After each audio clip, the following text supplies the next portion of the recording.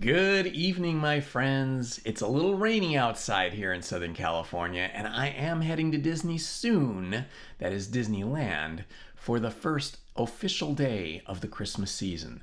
But before that, we're going to continue with another hour or so of the Three Musketeers. And we begin with chapter 38, how, without incommoding himself, Athos procures his equipment. D'Artagnan was so completely bewildered that without taking any heed of what might become of Kitty, he ran at full speed across half of Paris, and did not stop till he came to Athos's door.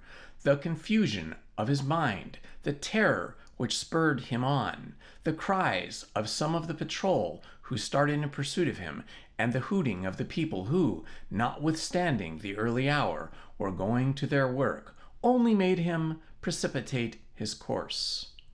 He crossed the court, ran up the 2 flights of Athos's apartment, and knocked on the door enough to break it down. Grimaud came, rubbing his half-open eyes, to answer this noisy summons, and D'Artagnan sprang with such violence into the room as nearly to overturn the astonished lackey. In spite of his habitual silence, the poor lad this time found his speech. "Hola there!" cried he. "What do you want, you strumpet? What's your business here, you hussy?" D'Artagnan threw off his hood and disengaged his hands from the folds of the cloak. At sight of the mustaches and the naked sword, the poor devil perceived he had to deal with a man. He then concluded it must be an assassin. "Help! Murder! Help!" cried he. "Hold your tongue, you stupid fellow," said the young man. "I am D'Artagnan. Don't you know me? Where is your master?" "You, Monsieur D'Artagnan?" said Grimaud. "Impossible!" "Grimaud," said Athos, coming out of his apartment in the dressing gown. "Grimaud, I thought I heard you permitting yourself to speak." "Ah, monsieur, it is—" "Silence!" Grimaud contented himself with pointing D'Artagnan out to his master with his finger.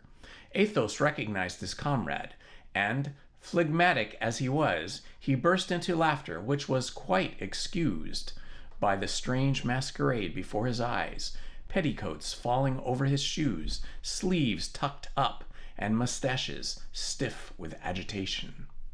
"Don't laugh, my friend," cried D'Artagnan. "For heaven's sake, don't laugh, for upon my soul it is no laughing matter." And he pronounced these words with such a solemn air, and with such a real appearance of terror, that Athos eagerly seized his hand, crying, "Are you wounded, my friend? How pale you are!" "No, but I have just met with a terrible adventure. Are you alone, Athos?" "Parbleu! Whom do you expect to find me here with at this hour? Well, well?"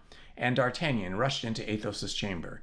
"Come, speak," said the latter, closing the door and bolting it, that they might not be disturbed. "Is the king dead? Have you killed the cardinal? You are quite upset. Come, come, tell me. I am dying with curiosity and uneasiness." "Athos," said D'Artagnan, getting rid of his female garments, and appearing in his shirt, "prepare yourself to hear an incredible and unheard-of story." "Well, but put on this dressing gown first," said the Musketeer to his friend. D'Artagnan donned the robe as quickly as he could, mistaking one sleeve for another, so greatly was he agitated. "Well?" said Athos. "Well," replied D'Artagnan, bending his mouth to Athos's ear, and lowering his voice, "Milady is marked with the fleur-de-lis upon her shoulder." "Ah!" cried the Musketeer, as if he had received a ball in his heart. "Let us see," said D'Artagnan. "Are you sure that the other is dead?" "The other?" said Athos, in so stifled a voice that D'Artagnan scarcely heard him. "Yes, she whom you told me one day at Amiens." Athos uttered a groan, and let his head sink on his hands. "This is a woman of 26 or 28 years. Fair," said Athos, "is she not?" "Very. Blue and clear eyes, of a strange brilliancy, with black eyelids and eyebrows." "Yes." "Tall, well made. She has lost a tooth, next to the eye tooth on the left." "Yes." "The fleur-de-lis is small, rosy in color, and looks as if efforts had been made to efface it by the application of poultices." "Yes." But you say she is English. She is called Milady, but she may be French. Lord de Winter is only her brother-in-law. I will see her, D'Artagnan. Beware, Athos, beware. You tried to kill her. She is a woman to return you the like and not to fail. She will not dare to say anything that would be to denounce herself. She is capable of anything or everything. Did you ever see her furious? No, said Athos. A tigress, a panther. Ah, my dear Athos, I am greatly afraid I have drawn a terrible vengeance on both of us. D'Artagnan then related all the mad passion of Milady and her menaces of death. You are right, and upon my soul, I would give my life for a hare, said Athos. Fortunately, the day after tomorrow we leave for Paris. We are going according to all probability to La Rochelle, and once gone, she will follow you to the end of the world, Athos. If she recognizes you, let her then exhaust her vengeance on me alone. My dear friend, of what consequence is she if she kills me? Said Athos. Do you, perchance, think I set any great store by life? There is something horribly mysterious under all this, Athos. So this woman is one of the cardinal's spies, I am sure of that. In that case, take care. If the cardinal does not hold you in high admiration for the affair of London, he entertains a great hatred of you. But, as considering everything, he cannot accuse you openly, and as hatred must be satisfied, particularly when it's the cardinal's hatred, take care of yourself. If you go out, do not go alone. When you eat, use every precaution. Mistrust everything. In short, even your own shadow. Fortunately, said D'Artagnan, all of this will only be necessary till tomorrow afternoon, or the evening, for once with the army we shall have, I hope, only men to dread. In the meantime, said Athos, I renounce my plan of seclusion, and wherever you go, I will go with you. You must return to the Rue des Feuillets. I will accompany you. But however near it may be, replied D'Artagnan, I cannot go thither in this guise. That's true, said Athos, and he rang the bell. Grimaud entered. Athos made him a sign to go to D'Artagnan's residence and bring back some clothes. Grimaud replied by another sign that he understood perfectly and set off. All this will not advance your outfit, said Athos, for if I am not mistaken, you have left the best of your apparel with Milady, and she will certainly not have the politeness to return it to you. Fortunately, you have the sapphire. The jewel is yours, my dear Athos. Did you not tell me it was a family jewel? Yes, my grandfather gave 2,000 crowns for it, as he once told me. It formed part of a nuptial present he made his wife, and it is magnificent. My mother gave it to me, and I, fool as I was, instead of keeping the ring as a holy relic, gave it to this wretch. Then, my friend, take back this ring, to which I see you attach much value. I take back the ring, after it has passed through the hands of that infamous creature.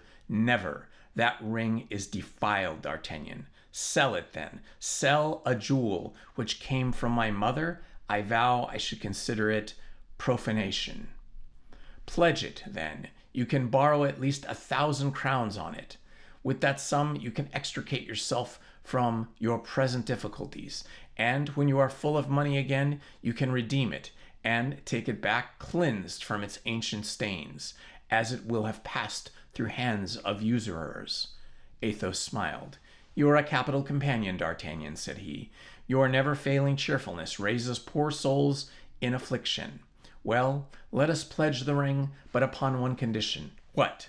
That there shall be 500 crowns for you, and 500 crowns for me. Don't dream it, Athos. I don't need the quarter of such a sum.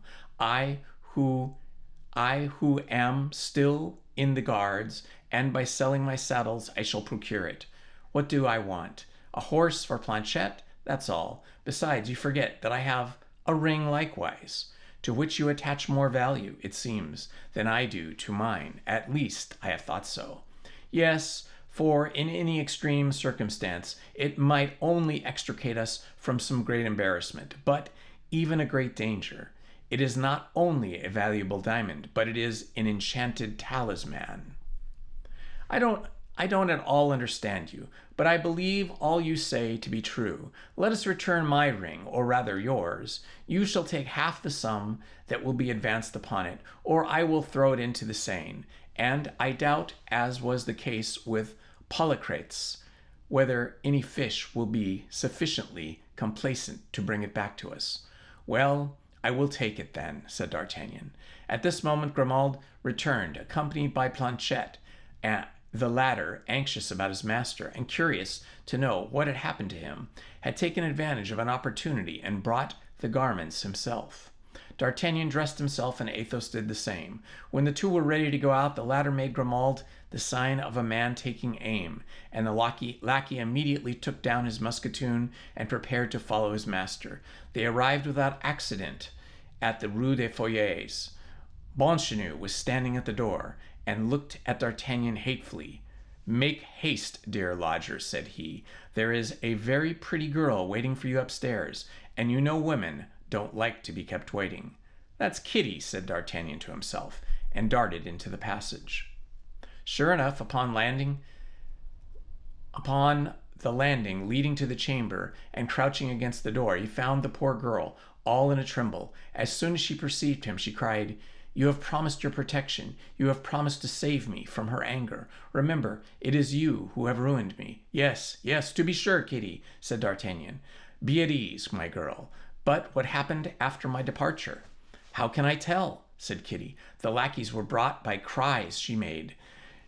She was mad with passion. There exists no imprecations. She did not pour out against you. Then I thought she would remember it was through my chamber you had penetrated hers, and that then she would suppose I was your accomplice. So I took what little money I had and the best of my things and got away. Poor dear girl! But what can I do with you? I am going away the day after tomorrow. Do what you please, Monsieur Chevalier. Help me out of Paris. Help me out of France. I cannot take you, however, the siege of La Rochelle," said D'Artagnan. "No, but you can place me in one of the provinces with some lady of your acquaintance, in your own country, for instance." "My dear little love, in my country the ladies do without chambermaids. But stop, I can manage your business for you. Planchet, go find Aramis. Request him to come here directly. We have something very important to say to him." "I understand," said Athos, "but why not Porthos? I should have thought that his duchess—" "Oh, Porthos's duchess is dressed by her husband's clerks," said D'Artagnan laughingly. "Besides, Kitty would not like to live in the Rue aux Ours. Isn't it so, Kitty?" "I do not care where I live," said Kitty, "provided that I am well concealed and nobody knows where I am. Meanwhile, Kitty, when we are about to separate, and you are no longer jealous of me, Monsieur Chevalier, far off or near," said Kitty, "I shall always love you." "Where the devil will constancy niche itself next?" murmured Athos. "And I also," said D'Artagnan. "I also. I shall always love you. Be sure of that. But now answer me. I attach great importance to the question I am about to put to you. Did you never hear talk of a young woman who was carried off one night?" "There now! Oh, Monsieur Chevalier! Do you love that woman still?" No, it is not one of my friends who loves her. Monsieur Athos, this gentleman here." "Aye," cried Athos, with an accent like that of a man who perceives he is about to be tread upon an adder. "You, to be sure," said D'Artagnan, pressing Athos's hand. "You know the interest we both take in this poor little maid, Bonchenu. Besides, Kitty will tell nothing.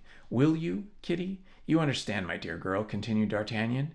"She is the wife of that frightful baboon you saw at the door as you came in. Oh, my God, you remind me of that fright. If he should have known me again." "How? Know you again? Did he ever see the man before?" "He came twice to Milady's. That is it." "About what time?" "Why, about 15 or 18 days ago, exactly so." "And yesterday evening he came again?" "Yesterday evening, yes, just before you came." "My dear Athos, we are enveloped in a network of spies. And do you believe he knew you again, Kitty?" "I pulled down my hood as soon as I saw him, but perhaps it was too late. Go down, Athos. He mistrusts you less than me, and see if he will be still at his door. Athos went down and returned immediately. "He has gone," said he, "and the house door is shut. He has gone to make his report, and to say that all the pigeons are at this moment in his dovecot." "Well, then, let us fly," said Athos, "and leave nobody here but Planchet to bring news to us. A minute, Aramis, whom we have sent for." "That's true," said Athos. "We must wait for Aramis." At that moment Aramis entered. The matter was all explained to him, and the friends gave him to understand that among all his high connections he must find a place for Kitty. Aramis reflected for a minute, and then said, coloring, "Will it be really rendering you a service, D'Artagnan? I shall be grateful to you all my life." "Very well. Madame de Beautrecy asked me for one of her friends who resides in the provinces, I believe for a trustworthy maid. If you can, my dear D'Artagnan, answer for mademoiselle."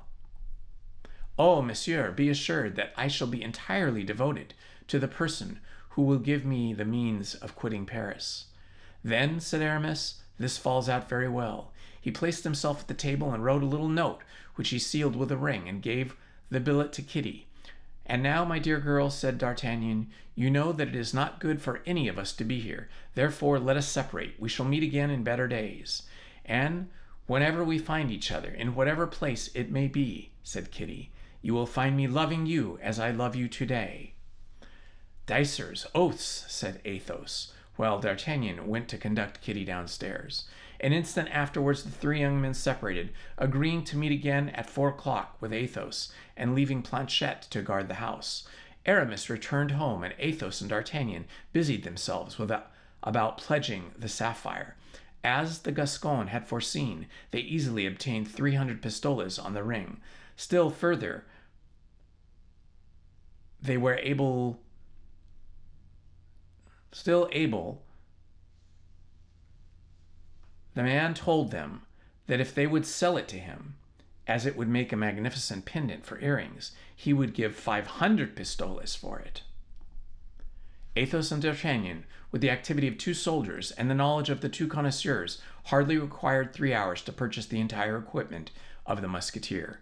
Besides, Athos was very, very easy and a noble to his fingers' ends. When a thing suited him, he paid the price demanded, without thinking to ask for any discount.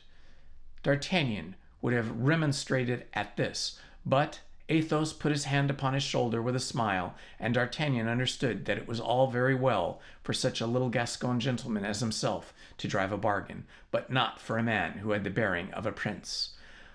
The Musketeer met with a superb Andalusian horse, black as jet, nostrils of fire, legs clean and elegant, rising 6 years. He examined him. He found him sound and without blemish. They asked 1,000 livres for him. He might perhaps have been bought for less, but while D'Artagnan was discussing the price with the dealer, Athos was counting out the money on the table. Grimaud had a stout, short Picard cob, which cost 300 livres. But when the saddle and the arms for Grimaud were purchased, Athos had not a sou left of his 150 pistoles. D'Artagnan offered his friend a part of his share, which he should return when convenient. But Athos only replied to his proposal by shrugging his shoulders. "How much did the man say he would give for the sapphire if he purchased it?" said Athos.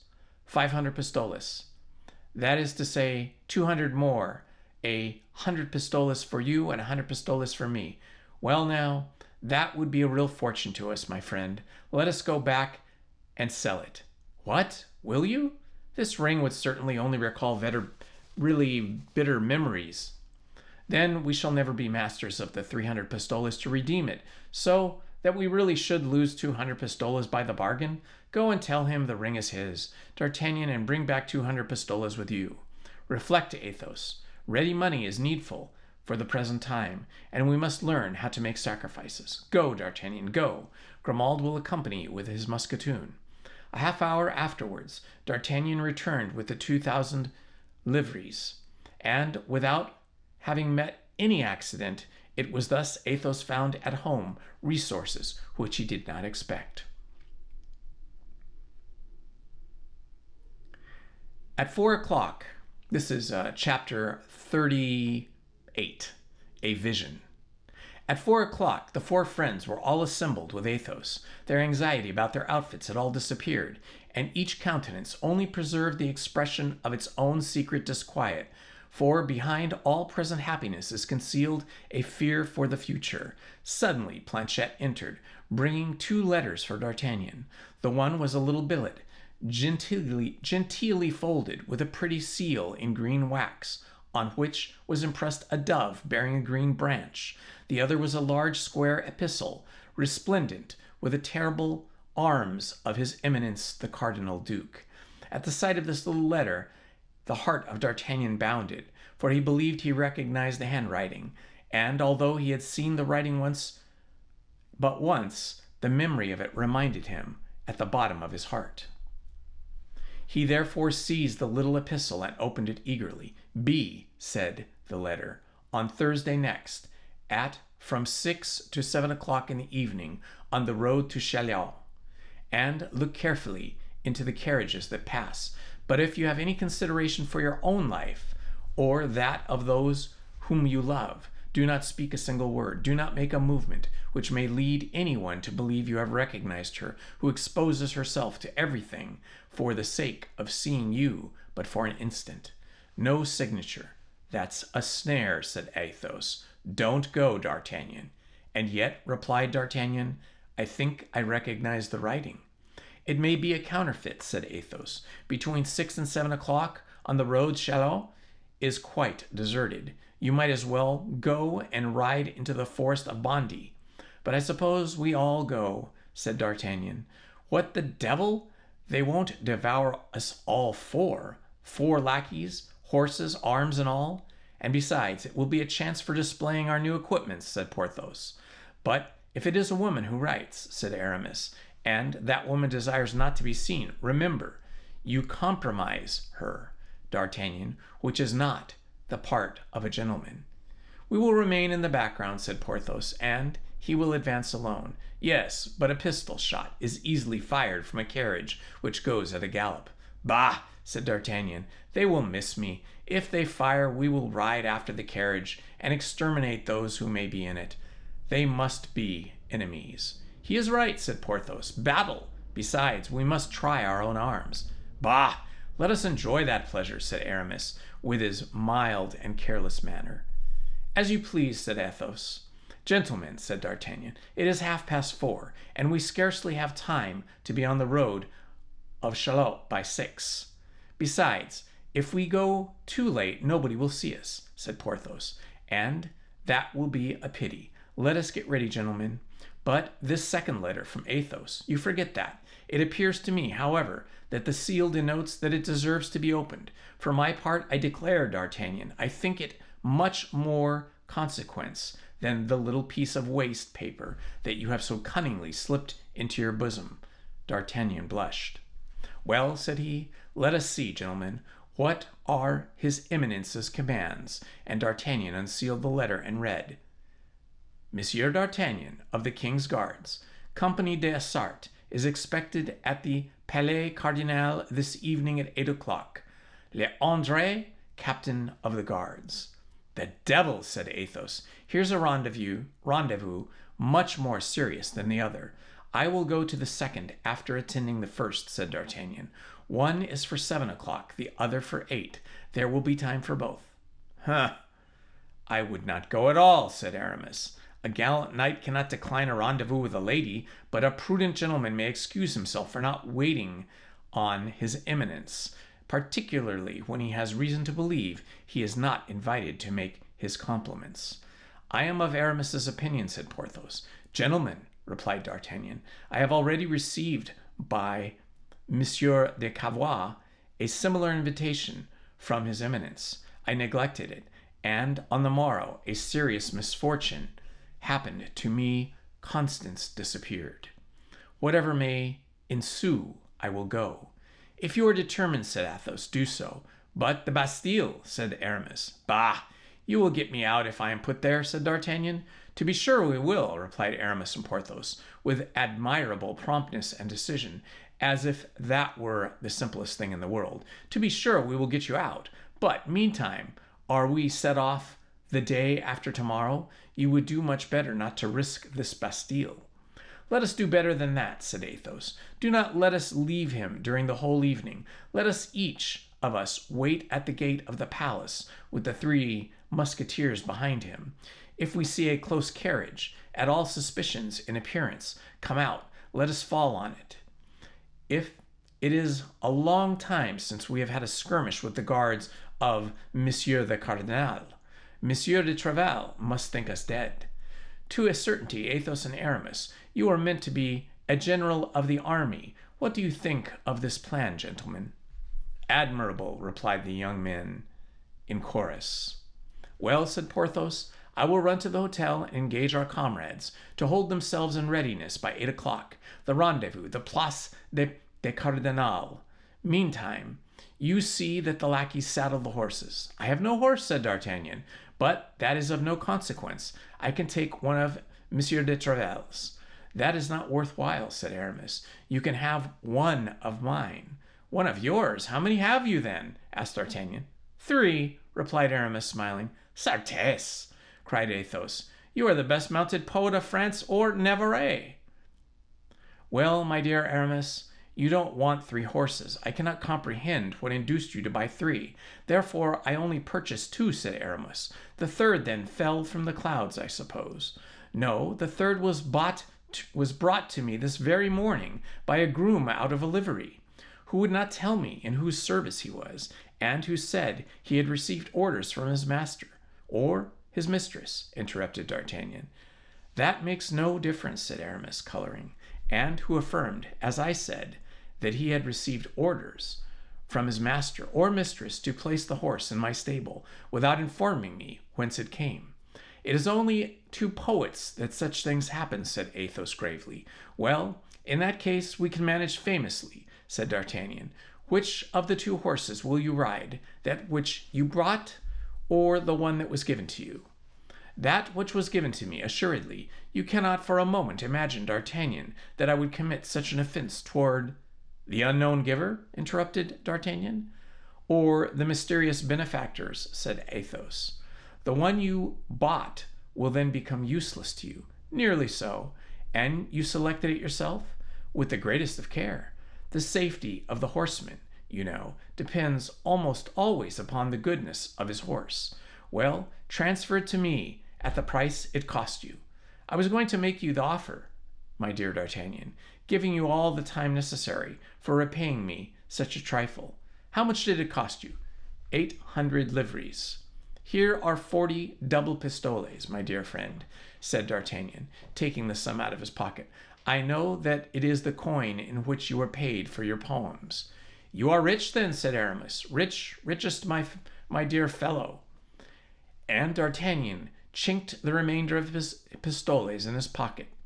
"Send your saddle, then, to the hotel of the Musketeers, and your horse can be brought back with ours." "Very well, but it is already 5 o'clock, so make haste." A quarter of an hour afterward, Porthos appeared at the end of the Rue Férou on a very handsome guignette. Mousquetin followed him upon the Auvergnat horse. Small but very handsome, Porthos was resplendent with joy and pride. At the same time, Aramis made his appearance at the other end of the street upon a superb English charger. Bazin followed him on a roan, holding by the halter a vigorous Mecklenburg horse. This was D'Artagnan's mount. The 2 musketeers met at the gate. Athos and D'Artagnan watched their approach from the window. "The devil!" cried Aramis. "You have a magnificent horse there, Porthos." "Yes," replied Porthos. "It is one that I ought to have been sent to me at first. A bad joke of the husband substituted the other, but the husband has been punished since, and I have obtained full satisfaction." Planchet and Grimaud appeared in their turn, leading their master's steeds. D'Artagnan and Athos put themselves into the saddle with their companions, and all 4 set forward, Athos upon a horse he owed to a woman, Aramis on a horse he owed to his mistress, Porthos on a horse he owed to his procurator's wife, and D'Artagnan on a horse he owed to his good fortune, but the mistress possible. The lackeys followed. As Porthos had foreseen, the cavalcade produced a good effect, and if Madame Coquenard had met Porthos, and seen what superb appearance he made upon his handsome Spanish guignette, she would have not yet regretted the bleeding she had inflicted upon the strong box of her husband. Near the Louvre, the four men met with Monsieur de Treville, who was returning from Saint Germain. He stopped them to offer his compliments upon the appointments, which in an instant drew round them 100 gapers. D'Artagnan profited by the circumstance to speak to Monsieur de Treville of the letter with the great red seal of the cardinal. It is well understood that he did not breathe a word about the other. Monsieur de Treville approved of the resolution he had adopted, and assured him that if on the morrow he did not appear, he himself would undertake to find him, let him be where he might. At this moment, the clock of La Saint-Martin struck 6, and the four friends placed an engagement and took leave of Monsieur de Treville. A short gallop brought them to the road of Chaillot. The day began to decline. Carriages were passing and repassing. D'Artagnan, keeping at some distance from his friends, darted a scrutinizing glance into every carriage that appeared, but saw no face of which he was acquainted. At length, after waiting a quarter of an hour, and just at twilight was beginning to thicken, a carriage appeared, coming at a quick pace on the road of Sèvres. A presentiment instantly told D'Artagnan that this carriage contained the person who had appointed the rendezvous. The young man was himself astonished to find his heart beat so violently. Almost instantly a female head was put out the window, with 2 fingers placed upon her mouth, either to enjoin silence or to send him a kiss. D'Artagnan uttered a slight cry of joy. This woman, or rather this apparition, for the carriage passed with the rapidity of a vision. It was Madame Bonchenot. By involuntary movement, and in spite of the injunction given, D'Artagnan put his horse into a gallop, and in a few strides overtook the carriage, but the window was hermetically sealed, and the vision had disappeared. D'Artagnan then remembered the injunction: if you value your own life, or that of those you love, remain motionless, as if you had seen nothing. He stopped, therefore, trembling, not for himself, but for the poor woman who had evidently exposed herself to great danger by appointing this rendezvous. The carriage pursued its way, still going at a great pace, till it dashed into Paris and disappeared. D'Artagnan remained fixed to the spot, astounded and not knowing what to think. If it was Madame Bonchenot, and if she was returning to Paris, why this fugitive rendezvous? Why this simple exchange of a glance? Why this lost kiss?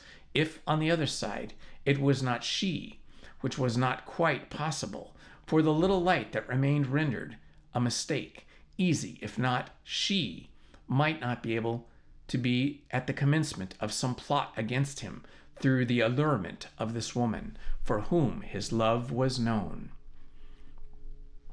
His 3 companions joined him. All had plainly seen the woman's head appear in the window, but none of them, except Athos, knew Madame Bonchenot. The opinion of Athos was that it was indeed she, but less preoccupied by the pretty face than D'Artagnan. He had fancied he saw a second head, a man's head, inside the carriage. "If that be the case," said D'Artagnan, they are doubtless transporting her from one prison to another. But what can they intend to do with the poor creature, and how shall I ever meet her again?" "Friends," said Athos gravely, "remember that it is the dead alone with whom we are not likely to meet again on this earth. You know something of that as well as I do, I think. Now, if your mistress is not dead, if it is she we have just seen, you will meet with her again some day or other, and perhaps, my God," added he, with that misanthropic tone which was peculiar to him, "perhaps sooner than you wish." 7:30 had sounded. The carriage had been 20 minutes behind the time appointed. D'Artagnan's friends reminded him that he had to pay a visit, but at the same time bade him to observe that there was time to retract. But D'Artagnan was at the same time impetuous and curious. He had made up his mind, and he would go to the Palais des Cardinals, and he would learn what his Eminence had to say to him. Nothing could turn him from his purpose. They had reached the Rue de Henri, and In the Place du Palais Cardinal, they found the 12 invited musketeers walking about in expectation of their comrades. There only they explained to them the matter in hand. D'Artagnan was well known among the honorable corps of the king's musketeers, in which it is known he would one day take his place. He was considered beforehand as a comrade. It resulted from these antecedents that everyone entered heartily into the purpose for which they met. Besides, it would not be unlikely that they would have the opportunity of playing either the cardinal or his people in ill turn, and for such expeditions these worthy gentlemen were always ready. Athos divided them into 3 groups, assumed the command of one, gave the second to Aramis and the third to Porthos, and then each group went and took their watch near the entrance. D'Artagnan, on his part, entered boldly at the principal gate. Although he felt himself ably supported, the young man was not without a little uneasiness as he ascended the great staircase step by step. This conduct toward Milady bore a strong resemblance to treachery, and he was very suspicious of the political relations that existed between that woman and the cardinal. Still further, De Wardes, whom he had treated so ill, was one of the tools of his eminence, and D'Artagnan knew that while his eminence was terrible to his enemies, he was strongly attached to his friends. If Monsieur de Wardes has related all our affair to the cardinal, which is not to be doubted, and if he has recognized me, as is probable, I may consider myself almost as a condemned man, said D'Artagnan, shaking his head. But why was he waited until now?